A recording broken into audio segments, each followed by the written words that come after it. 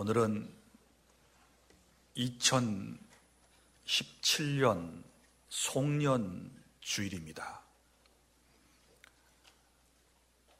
송년 주일 예배를 드리면서 제가 여러분들에게 묻고 싶습니다. 여러분은 지금까지 하나님을 믿고 섬기며 예배하면서 살아가고 계시는데, 지금까지 여러분이 체험하셨던 하나님을 한마디로 어떤 하나님이라고 말하실 수 있겠습니까? 물론 하나님의 모습은 하나님께서 자신을 계시 곧 보여주심에 따라 다를 수 있고, 또 각자가 처한 환경에 따라서 하나님에 대한 모습들이 달라질 수 있습니다. 예를 들어서 질병으로 고통을 당하다가 하나님께 치유를 받은 사람이라면 하나님을 치유의 하나님 혹은 치료하시는 하나님, 이렇게 말씀을 하실 것입니다. 또 그동안 마음의 상처를 안고 살아가다가 마음에 정말 무거운 짐을 그리스도 안에서 내려놓은 사람들은, 그리고 이제 마음의 평화를 갖게 되신 분들은 하나님을 평강의 하나님, 평화의 하나님, 평안을 주시는 하나님이라고 고백하실 겁니다. 또한 늘 힘들고 외롭게 세상을 살아왔는데 어느 날 성령께서 마음속에 임하심으로 나는 혼자가 아니고 하나님이 나와 함께 하신다 라고 하는 사실을 체험하시게 되었을 때에는 따뜻한 하나님, 포근하신 하나님, 사랑의 하나님이시라고 말하지 않겠습니까? 혹이 어떤 분들은 어떤 사고나 재난으로부터 하나님의 각별한 보호하심을 받았다면 이렇게 말씀하시겠지요.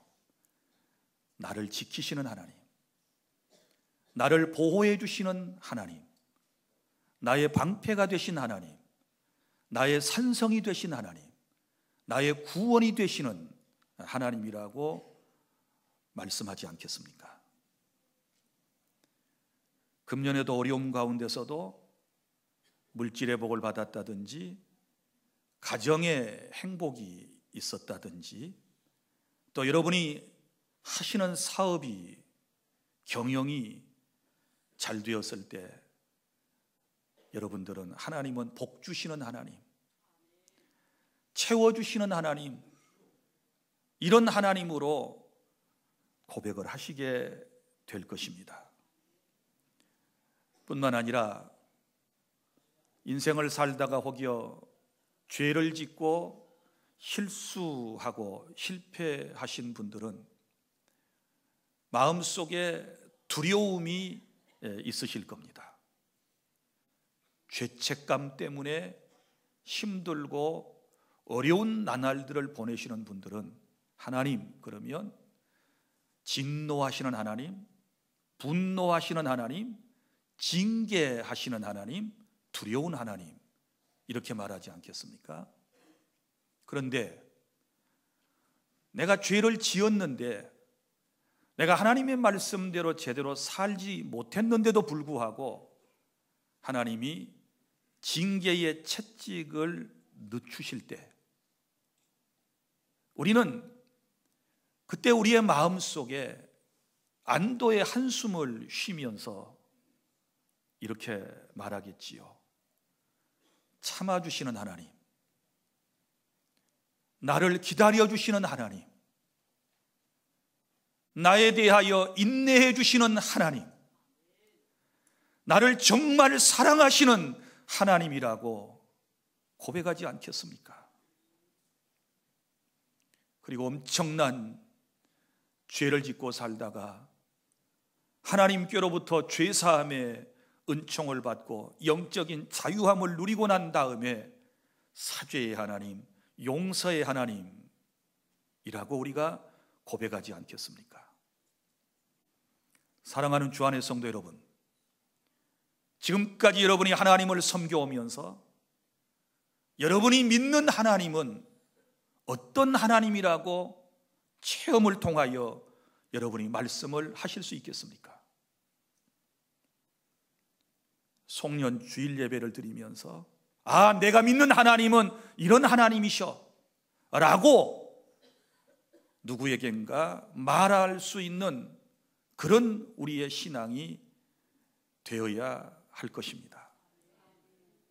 오늘 말씀은 야곱이라고 하는 사람이 하나님을 만났을 때의 모습입니다.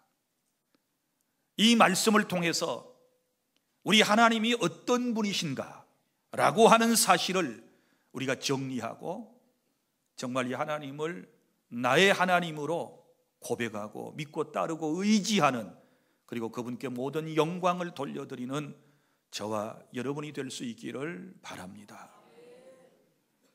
첫째, 나의 하나님은, 내가 믿는 하나님은 나에게 찾아오신 하나님이십니다.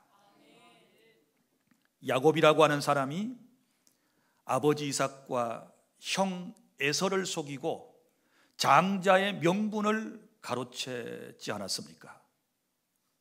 그러니 속았던 형 에서가 분한 감정을 품고서 동생 야곱을 죽이려고 합니다.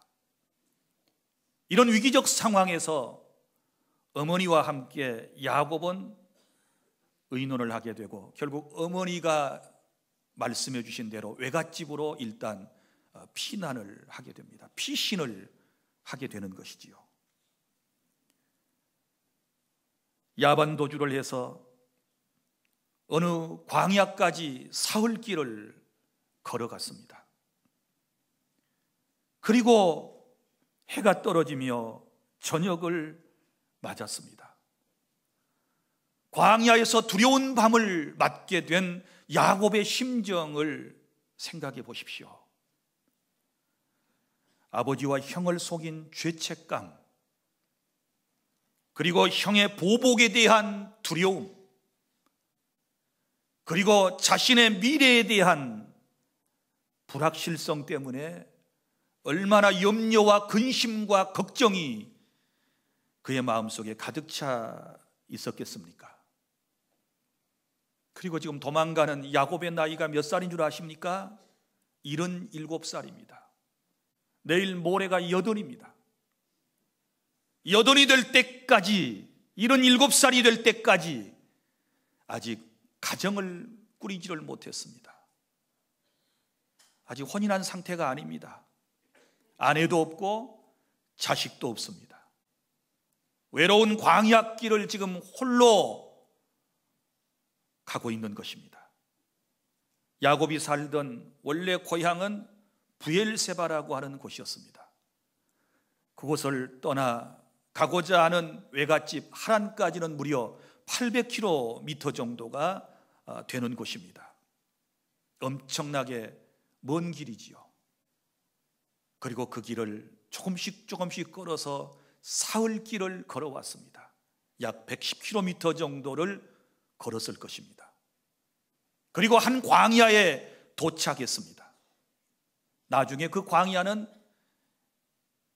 이 야곱이라고 하는 사람이 베델이라고 명명을 하게 됩니다. 그래서 이제 베델이라고 우리가 말하는 것입니다. 사랑하는 여러분, 그런데 지금 그곳에서 해가 지고 잠이 들게 되는데 한 돌을 가져다가 베개를 삼고 잠을 자다가 꿈을 꿉니다. 어떤 꿈을 꿉니까? 사다리가 있는데요, 땅에서부터 이 사다리가 하늘까지 연결되어 있었습니다. 그리고 그 사다리에 하나님의 사자가 오르락 내리락 하는 모습을 꿈에 보았습니다. 그리고 그 사다리 위 하늘에서 들려오는 하나님의 음성이 있으셨습니다. 하나님께서 이 야곱에게 찾아오신 것입니다. 찾아오신 하나님께서 자기 자신이 어떤 분이신가에 대하여 지금 야곱에게 설명을 해 주십니다. 나는 너의 조부 아브라함의 하나님, 나는 이삭의 하나님이다.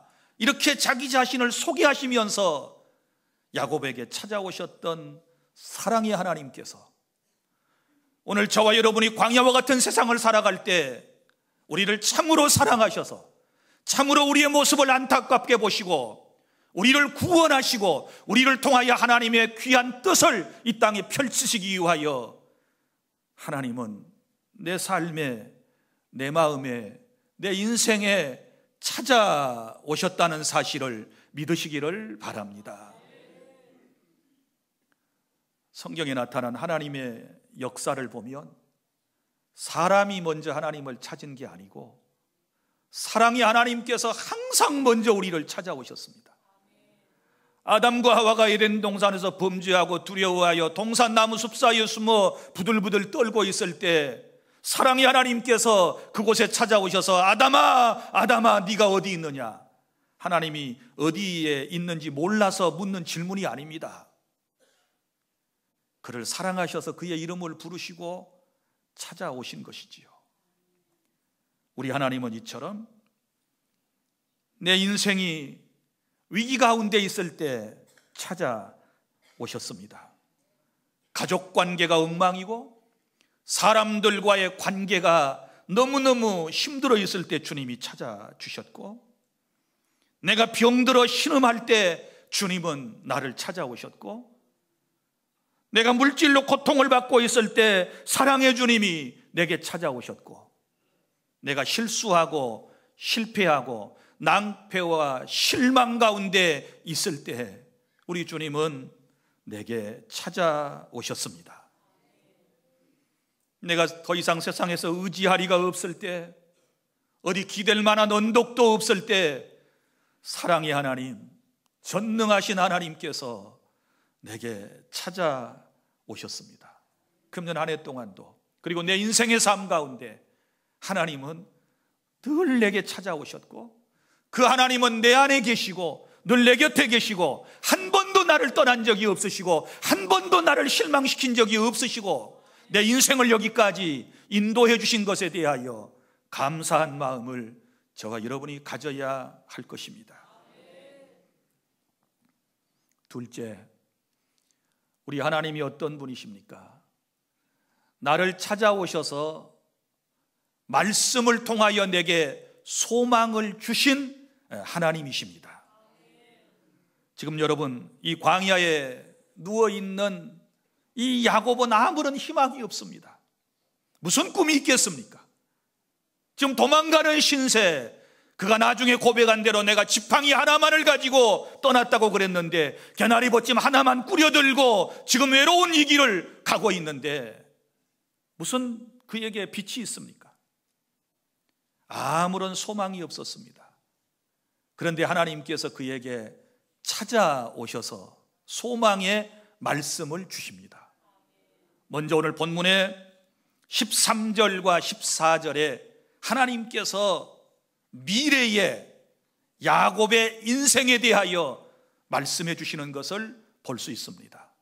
꿈도 없고 소망도 없는 야곱에게 하나님이 들려주신 말씀, 내가 누워있는 땅을 너와 내 자손에게 줄 것이다.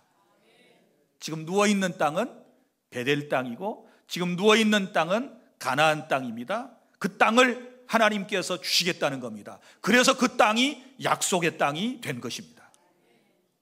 누구에게 준다 그랬습니까? 너와 내 자손에게 이 땅을 줄 것이다.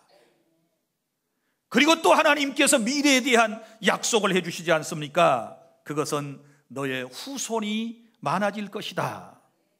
14절, 내 자손이 땅의 티끌같이 되어 내가 서쪽과 동쪽과 북쪽과 남쪽으로 퍼져 나갈지며. 티끌을 하늘에 날리면 이게 바람에 따라서 퍼져나가듯이 너와 내 후손이 미래에 번창하게 될 것이다, 이런 약속을 하셨습니다. 그러나 여러분 보십시오. 지금은 아직 가족이 없잖아요. 아내도 없지 않습니까? 자식도 없지 않습니까? 나이도 77살이지 않습니까? 그런데 이런 야곱에게 하나님께서는 소망의 메시지를 들려주셨습니다. 그리고 또 하나 중요한 미래에 대한 복을 약속하시는데, 땅의 모든 족속이 너와 내 자손으로 말미암아 복을 받으리라. 아주 중요한 말씀입니다. 무슨 얘기인가 하면 너와 내 자손으로 말미암아. 너는 누군 줄 알겠는데 야곱이지요. 그럼 내 자손으로 말미암아 그랬는데 여기서 말하는 자손은 구체적으로 누구를 의미할까요? 이것은 바로 야곱의 후손으로 오실 메시아 예수 그리스도를 상징하는 이중적 예언을 갖는 것이고, 예수님이 야곱의 후손 유다 지파 가운데서 탄생하셔서 그 예수 그리스도를 통하여 그를 믿는 모든 사람이 놀라운 하나님의 복을 받게 될 것에 대한 예언의 말씀을 주셨습니다. 이것은 다 미래의 약속입니다. 앞으로 되어질 약속이에요. 그런데 우리 하나님께서는 이 야곱을 위로하고 소망을 주실 때에 미래에 대한 것뿐만 아니라 현재 살아있을 때 이 땅에서 되어질 또 놀라운 복을 약속해 주셨는데 15절에 나타난 말씀입니다. 현재 복을 약속해 주셨는데 내가 너와 함께 있어. 자, 끝에 너를 떠나지 아니하리라 하신지라. 이것은 현재의 복입니다. 내가 너와 함께 하겠다, 내가 너를 떠나지 않겠다라고 약속해 주셨습니다. 지금 홀로 외로워요. 의지하리가 없어요. 이 광야에서 두려움에 지금 떨고 있는 이 야곱에게 필요한 말씀이 무엇이겠습니까?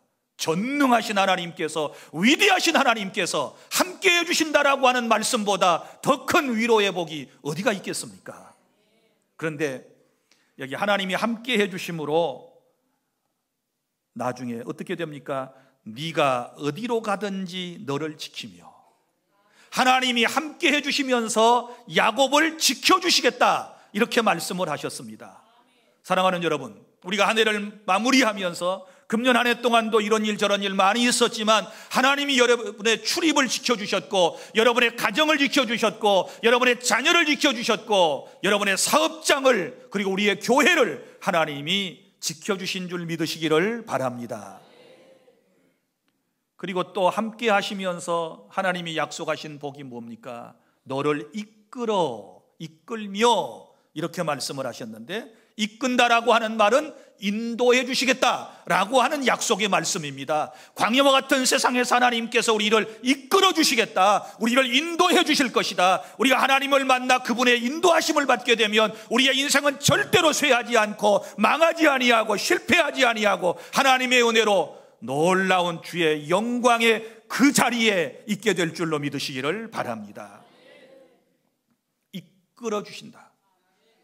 그리고 또 그 뒤에 보면 이렇게 말씀하지 않습니까? 하나님이 돌아오게 하실 것이다. 자, 내가 너를 이끌어 이 땅으로 돌아오게 할지라. 돌아오게 한다. 이 땅이 어디 땅이에요? 지금 가나안 땅, 지금 베델 땅, 이 땅으로 다시 돌아온다. 회복을 의미하는 것이지요. 이 예언의 말씀대로 정확하게 20년 후에 야곱은 장가들고 그리고 아내도 있고 자식들도 있고 소떼와 양떼와 또 물질적인 부자가 되어서 다시 돌아오는 역사가 있게 되는 줄로 믿으시기를 바랍니다. 돌아온다. 다시 회복하게 될 것이다. 지금은 고향을 울며 떠나지만, 두려움 가운데서 고향을 떠나지만 언젠가는 이 고향 땅으로 다시 돌아오는 회복의 놀라운 복을 줄 것이다 라고 하나님께서 그에게 약속해 주셨습니다. 여러분, 이런 생각해 보십시오. 야곱이 홀로 인생을 출발했는데 어떻게 이스라엘의 국부가 되었을까? 어떻게 야곱의 12아들을 통하여 이스라엘의 12지파가 형성이 되었을까? 야곱이 이런 위기적 상황을, 이런 어려운 상황을 어떻게 극복해냈을까? 한마디로 말하면 오늘 찾아오셔서 주신 이 말씀 때문에, 이 말씀으로 인하여 그가 승리하게 된 줄로 믿으시기를 바랍니다. 우리 인생의 사회생활, 신앙생활의 성공의 비결은 하나님의 말씀에 있습니다. 소망의 말씀에 있습니다. 하나님께서 우리에게 매주 매 시간마다 그 주신 말씀을 통해서 우리가 새 힘을 얻는 것입니다. 야곱이 힘들고 어려울 때마다 외삼촌 집에 가서 20년 동안 머슴살이처럼 그렇게 고통을 당하며 수고했지만 그 모든 일들을 극복해낼 수 있었던 것은 바로 이 말씀 때문이었습니다. 하나님이 주신 말씀이 그의 속에 있었습니다. 내가 지금은 힘들지만 하나님이 내게 이렇게 약속하신 것이 있어. 내가 잘 될 거야. 나중은 잘 될 거야. 지금은 고통스럽지만 내게도 좋은 날이 올 거야. 내 후손들은 번창할 거야 라고 하는 이 말씀이 힘의 근원이 되어서 모든 삶의 어려움을 극복해내고 정상에 우뚝 서게 되었다는 사실을 믿으시기를 바랍니다. 그러니까 성도는 하나님의 말씀을 들어야 돼요. 하나님의 말씀을 가슴에 새겨야 돼요. 금년 내내 52주 동안 하나님께서 이 자리에서 여러분들에게 말씀을 주셨습니다. 그 말씀이 힘이 되어 여기까지 저와 여러분을 인도해 주신 줄 믿으시기를 바랍니다. 말씀 없었으면, 주님이 이런 소망의 말씀을 주시지 않았다면 야곱도 우리와 똑같은 인생입니다. 너무너무 약해요. 귀가 얇아가지고요, 자기 외삼촌에게 나중에 이제 장인이 되지만 10번이나 속임을 받았다 그랬지 않았습니까? 어려운 일이 한두 가지가 아니었습니다. 처남들과의 관계도 좋지 않았고요, 나중에는요 외삼촌마저 이제 야곱을 죽이려고 해요. 그래서 결국은 다시 그곳을 떠나 고향으로 돌아오는 거예요. 여러분, 야곱이 살던 인생이나 지금 이 세상을 살아가는 저와 여러분이나 다 세상은 똑같은 것입니다. 다 힘들고 어려운 세상을 살아가고 있습니다. 오늘도 하나님께서 우리에게 찾아오셔서 소망의 메시지를 주시는데, 금년 이제 어찌하겠습니까? 이대로 마무리하시고 희망찬 새해를 기다리시기를 바랍니다. 희망찬 새해를 바라보시기를 바랍니다. 그리고 내년에 주신 하나님의 말씀을 통하여 우리가 그 주님을 의지하고 또 인생을 살아내야 하지 않겠습니까? 찾아오셔서 하시는 말씀, 내가 너와 함께 있겠다. 금년에도 함께 하신 주님께서 내년에도 여전히 함께 해주실 것을 믿고 우리가 새해를 준비하는 것입니다. 그리고 셋째로, 하나님이 어떤 하나님이십니까? 약속을 지키시는 하나님. 하나님은 사람들처럼 시건을 하시지 않습니다. 하나님의 입에서 나온 말씀은 반드시 하나님께서 이루십니다. 오늘 주님이 이렇게 말씀하지요. 15절 하반절, 내가 내게 허락한 것을 다 이루기까지 너를 떠나지 아니하리라 하신지라. 이 약속의 말씀은요, 창세기 34장과 35장에 가서 구체적으로 이루어지는 그런 모습을 볼 수 있습니다. 하나님은 신실하시기 때문에 한 번 약속하신 것은 반드시 이루어 주시는 것입니다. 그런데 이에 반하여 우리 못난 인생들은 어때요? 수많은 약속을 하나님께 혹은 사람들에게 하고서도 그 약속을 잘 지키지 못하는 어리석음과 연약함과 비굴함이 우리에게 있습니다. 저도 그 중에 한 사람입니다.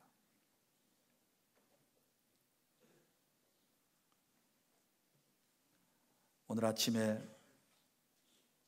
교회에 오기 위해서 이 양복을 입었습니다. 양복을 입다가 호주머니에 손을 넣었는데 뭐가 한 주먹 탁 잡히는 것입니다. 꺼내보았더니 10,000원짜리 지폐가 5장이나 있었습니다. 지갑에도 있는 게 아니고 이게 그냥 낱개로 5장이 손에 잡힐 때 그 감동을 아시겠습니까? 도대체 이 돈이 무슨 돈일까? 돈을 보자마자 생각이 스쳐갔습니다. 그리고 내가 또 실수했네. 내가 실수했구나. 내가 약속을 안 지켰구나. 이런 생각이 들었습니다.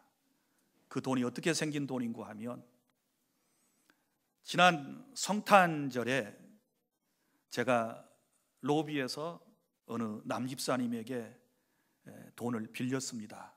지갑을 보통 안 가지고 다니니까 제 수중에 돈이 없어요. 그래서 집사님, 지갑에 있는 대로 돈 좀 다 빌려주세요. 분명히 빌렸습니다. 그랬더니 7만 원을 저한테 빌려주셨습니다. 10,000원권으로. 쓸 용도는 제가 우리 꼬맹이 유치부 아이들하고 약속한 게 있어요. 성탄절에 이브날 공연을 할 때 아빠 손 또 엄마 다리 붙들지 않고 삥삥 돌지 말고 똑바로 서서 다 노래를 잘한다든지 연주를 잘하면 목사님이 선물을 사줄게, 이런 거예요. 애들이요 너무 잘했어요. 제 약속을 기억했던지 아빠의 다리를 붙들고 빙빙 돌지도 않았고 끝까지 연주도 잘하고 찬양도 잘했어요. 그러면 제가 선물을 사준다 그랬으니까 준비해가지고 기다려야 되지 않겠어요? 그런데 잊어먹었어요. 그리고 로비에서 뛰어다니는 그 아이를 보는 순간에 아차 하는 거예요.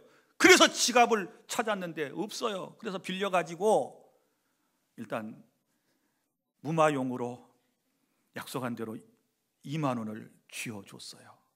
칭찬을 해줬습니다. 그리고 또 다른 녀석들을 찾았는데 애들이 이리저리 뛰어다니느라고 보이지를 않아. 그래서 5만 원을 그대로 제가 넣고 있었던 거예요. 그리고 제가 돈을 빌려올 때 분명히 이렇게 말했어요. 혹시 내가 잊어버리고 돈 안 주면 나한테 돈 달라고 얘기하세요. 이렇게 얘기했는데 아직까지 그분이 나한테 말하지 않은 것도 문제예요. 그러나 저러나 돈을 빌렸으면 당장에 갚아야 되지 않겠어요? 그런데 일주일 내내 잊어버리고 내 호주머니에 담고 다니다가 그것을 보는 순간에 기억이 나서, 그래서 예배 들어오기 전에 제 아내한테, 여보, 내가 누구한테 이런 사정으로 돈을 빌렸는데 내가 또 지갑을 안 가져왔어. 그러니 이제 여기다 2만 원 더 해가지고 그 집사님 꼭 돌려주세요 하고 예배 시간에 올라오니까 내 마음이 조금 풀렸어요. 제가 이렇게 못난 목사입니다. 내가 오늘 송년 주일 예배를 드리면서 여러분들에게 다시 한번 양해를 구하는 것은, 제가 설교하다가 혹은 개인적으로 여러분들에게 뭔가 약속을 한 것이 있었는데 그걸 제가 잊어먹어서 혹은 제 의지가 부족해서 아직까지 그 약속을 지키지 못한 것이 있다면 너그러운 마음으로 이해해 주시고 용서해 주시고 저를 위해서 기도해 주십시오. 이게 못난 모목사의 모습입니다. 그래도 내 나름대로 인생의 철학이 의리 있게 살자, 약속은 잘 지키자 이러는데 때로는 형편과 또 사정과 내 의지에 따라서 제가 약속을 잘 지키지 못하는 모습을 보며 참 안타까워요. 어떤 정치인들은 장을 지신다고 그랬는데 그건 정치인이니까 그럴 수도 있겠지만, 그러나 저는 목사이지 않습니까? 또 금요일에 이런 일이 있었어요. 우리 경찰 선교에 관련된 목사님들이 송년회를 현대호텔에서 11시에 하기로 되어 있어요. 이제 그런 모임에는 올 것인지 안 올 것인지를 묻지요. 그리고 예약을 하지요. 제가 또 가겠다고 일찍 대답을 탁 했어요. 그리고 메모를 했습니다. 그런데 교회 일이 연말이 되니까 워낙 바빠가지고 일을 하다 보니 세상에 11시 50분이 돼서 기억이 났어요. 50분이 지나갔어요. 전화를 해보니까 다 예배 중이어가지고 아무도 전화를 받지 않아요. 그래서 막 계속하고 문자를 보냈더니 총무가 전화가 왔어요. 목사님, 늦었지만 가까우니까 빨리 오세요. 식사라도 같이 하셔야지요. 왜냐하면 제가 꼭 가야 하는 자리예요. 그래서 이제 늦었지만 미안하다고 그러고 곧 가겠습니다. 또 메시지를 보내놓고 약속을 지키려고 우리 사무실에다가 차고에 내 차 있으니까 좀 빼주세요 하고 부탁을 했어요. 우리 부목사님이 차를 빼놓고 밑에서 이제 기다리니까 곧바로 내려갔더니 차가 딱 빼져가지고 주차가 되어 있는 거예요. 그런데 사람들이 내 차 주변에 웅성웅성하는 거예요. 도대체 무슨 일인가 했더니 우리 부목사님이 차를 딱 옆에다가 정상적으로 주차해놓고 나를 기다리려고 이제 차에서 내려오는데 어떤 아주 용감한 아주머니께서 당신의 차를 가져와서 뒤를 꽈당 받아가지고 여간 상처를 많이 낸 게 아니에요. 그러니 차 사고가 났으니 갈 수가 없잖아요. 보험회사 직원이 올 때까지 기다리든지 뭘 또 일해야 되니까 약속이 또 어겨지죠. 간다 그래 놓고 갈 차가 없는 거예요 이제. 그래서 또 한 번의 약속을 어겼어요. 그 미안하니까 이제 또 막 써가지고 메시지를 보냈는데 그분들이 또 그 시간에 다 읽겠어요? 얼마나 나한테 실없는 목사라고 그러겠어요. 그래서 토요일 날 또 전화 통화를 또 했어요. 미안하다고, 사정이 이렇게 됐다고. 그 덕분에 하나님께서 검정 차량 대신에 하얀 차를 저한테 대신 이 일까지 타도록 허락하셨어요. 사람이 약속을 안 지키는 것은 의도적일 수도 있고 의지가 약해서일 수도 있고 또 불가항력적인 어떤 사변 때문에 그럴 수도 있고 또 잊어서 그럴 수도 있지만, 그러나 그럼에도 불구하고 우리가 약속을 지키려고 많이 애쓰고 노력해야 될 줄 믿으시기를 바랍니다. 그리고 약속을 못 지켰으면 부끄러운 줄 알고 미안한 줄 알고 그렇게 우리 살아야 되지 않겠습니까? 우리 하나님은 신실하신 하나님이시잖아요. 우리 하나님은 한 번도 약속을 어기셔서 나를 실망시킨 적이 없으시잖아요. 그런데 우리는 그렇지 못해요. 우리 신앙적으로도 생각해 볼까요? 시간 잘 지켜야 되지요. 예배 시간은 하나님과의 약속이지 않습니까? 내가 오늘 송년주일이니까 작심하고 말씀을 드립니다. 예배 시간에 자꾸 지각하는 것은 나쁜 버릇이에요. 반드시 뜯어 고쳐야 돼요. 하나님께서 싫어하시는 거예요. 타임 이즈 머니라는 말이 있어요. 시간은 돈이다. 제가 한 20여 년 전에, 지금은 한기총 우리 회장이 되신 목사님과 교제를 하다가 지금도 늘 가깝게 지내지만 그분이 늘 시계가 10분 빨리 분침이 돌아가 있는 것을 알았어요. 아예 10분을 빨리 해놔요. 수도권에서 사역을 하고 사역이 많으시기 때문에 혹여 누구하고 약속을 했는데 지체될 수 있기 때문에 그런 걸 방지하기 위해서 항상 시간이 10분 빨라요. 그러니까 이분은 늘 약속 장소에 5분 내지 10분 항상 먼저 도착해 있는 거예요. 근데 그걸 보면서 많이 깨달은 게 있어요. 배운 게 있어요. 예배 시간은 하나님과의 약속입니다.